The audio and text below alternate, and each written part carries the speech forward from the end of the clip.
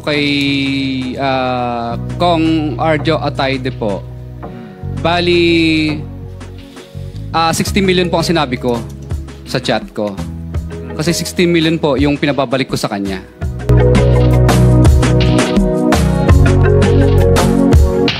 Congressman Arjo Atayde, biglang umamin na nakipagkita sa mag-asawang kontraktor na sina Carly at Sara Diskaya.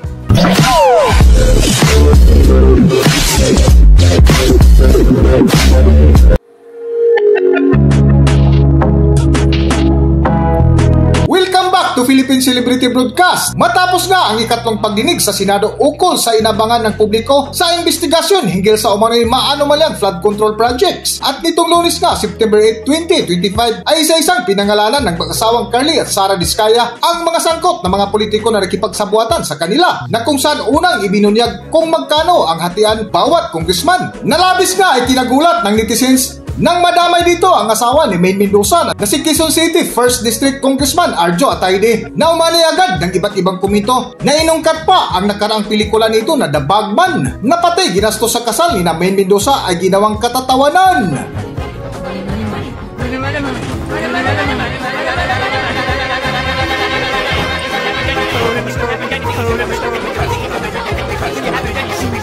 Haba ng usapan, ang hinihintay lang naman ng mga to, ang laman ng bag ko.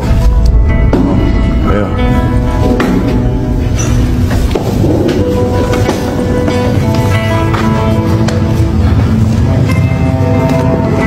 Kaya masyadong gahaman. Huwag kayong maging ganil pag nung kakasan yung pondo. Kapag nagkulang sa kampanya. Tulad po kay Kong Arjo Atayde po. Bali, 60 million po ang sinabi ko sa chat ko. Kasi 16 million po yung pinababalik ko sa kanya. Pinababalik mo sa kanya? Na chat ito? Pera po. Na pera po. Na binigay mo kay Congressman Atayde, ganun ba? At sa tatay po niya. Sa tatay niya? Opo. Well, hindi. Okay. Doon sa mga ibang tinext mo, kaya nyo, katulad ni Congressman Atayde, tumulong ba? Binalik ba? Hindi po, nakiusap ko na yung tenor ng text mo doon sa yung pinabasa sa akin, hindi yun ang tenor mo eh.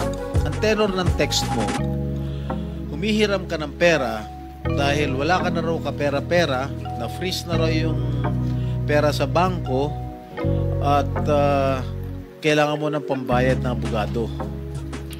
Correct? Yes po, Your Honor. Pero At matapos nga makaladkad ang pangalan ni Congressman Arjo Atayde, ay mariing itinanggi nito ang akusasyon ng mag-asawang Carly at Sara Diskaya laban sa kanya, na isa nga sa kanyang binitiwang salita ay kakasuhan ang mag-asawang Diskaya. Ngunit kinabukasan ay kumalat sa social media ang litrato ng actor public servant na si Congressman Arjo Atayde, na makikitang inakbayan pa nito ang mag-asawang Diskaya na nakangiti na nag-ugnay sa kanya na di umano kasama sa listahan ng mga kongresistang nadawit sa mga maanumalyang flood control project ng DPWH. Ay hindi na ito nakaiwas kung saan biglang inamin ni Quezon City 1st District Congressman Arjo Atayde na totoong nakilala niya ang kontrobersyal na mag-asawang Carly at Sara Diskaya noong 2022. Ilan sa kanila ay sina Terence Calatrava, former Undersecretary of Office of the Presidential Assistant of the Visayas of the Philippines, Kong Roman Romulo of Pasig City, Kong Jojo Ang of Uswag Ilonggo Party List, Congressman Patrick Michael Vargas of Quezon City, Kong Juan Carlos Arjo Atayde of Quezon City.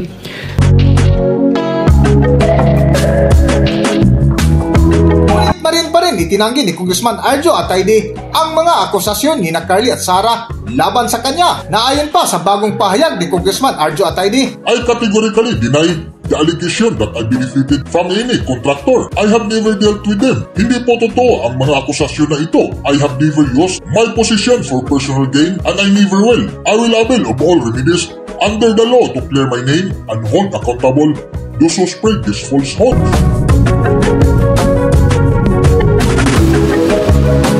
Ang tungkol naman sa litrato niya kasama sina Sara at Carly, ay inamin nito na totoo na pumunta sa kanila ang mga Diskaya This was around 2022 and we met with them just like any visitors to our district office.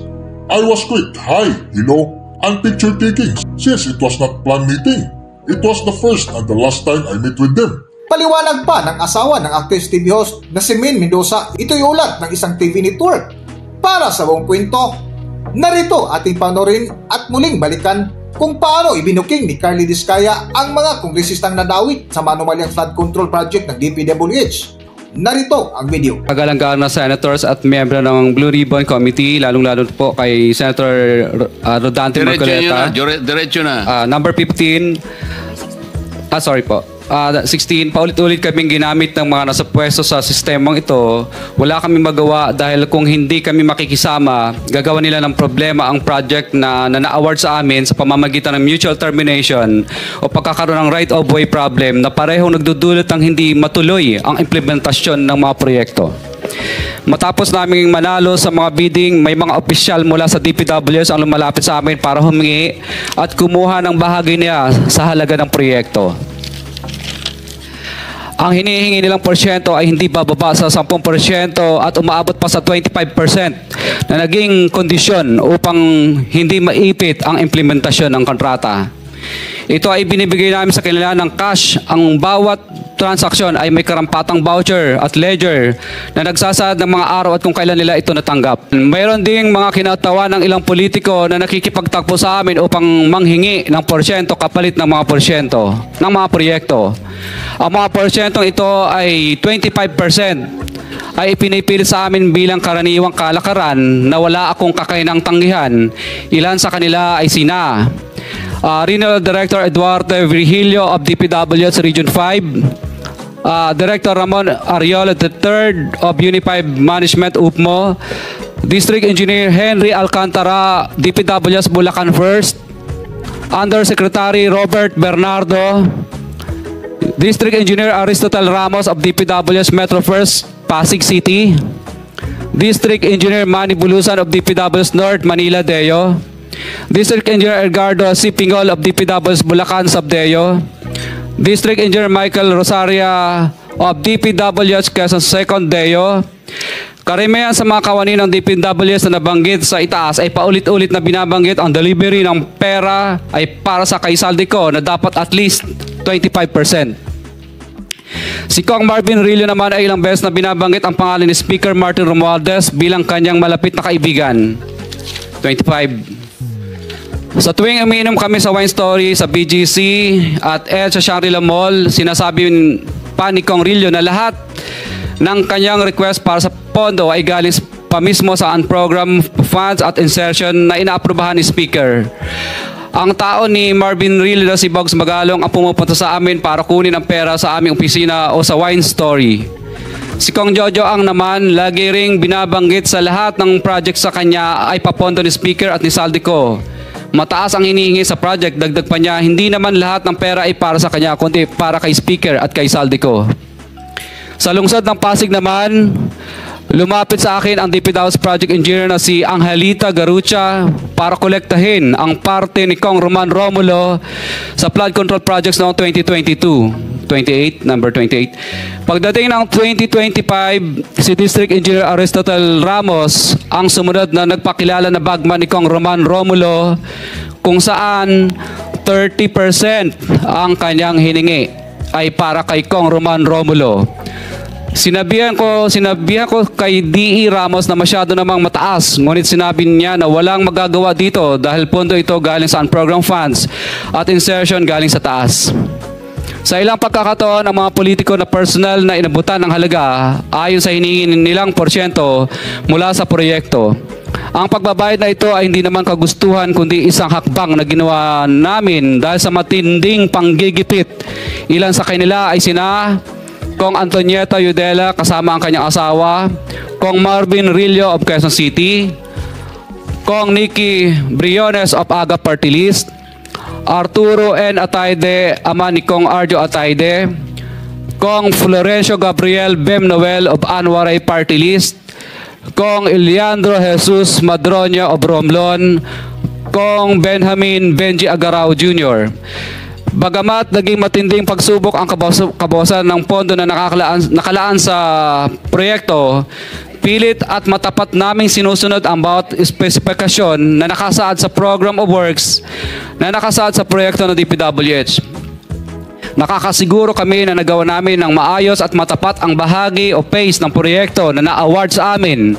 Sa katunayan, hindi kami mababayaran ng DPWH kung hindi ito dumaan at pumasa sa maraming material testing na naaayon sa design ng DPWH.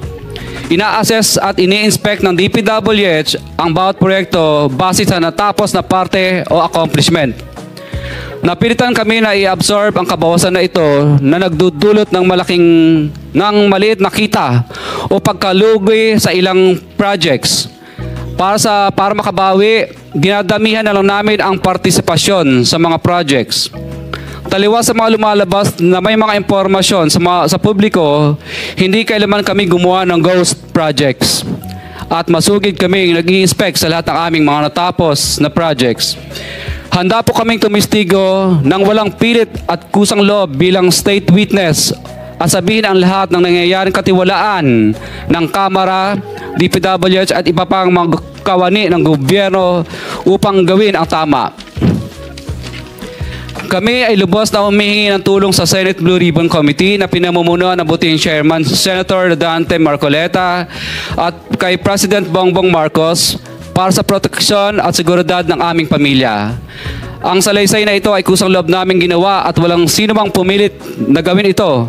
Sa katotohanan ng lahat ay nilagdaan namin ang salaysay na ito ng kusang loob at walang pumipilit. Sign, Pacifico of Vizcaya, nagsasalaysay. Notaryado po. Hanggang dito na lang muna ang ating video at kung nagustuhan nyo, huwag kalimutan mag-subscribe at pindutin nyo na rin ang notification bell para ma-notify kayo sa ating susunod na video. Maraming salamat!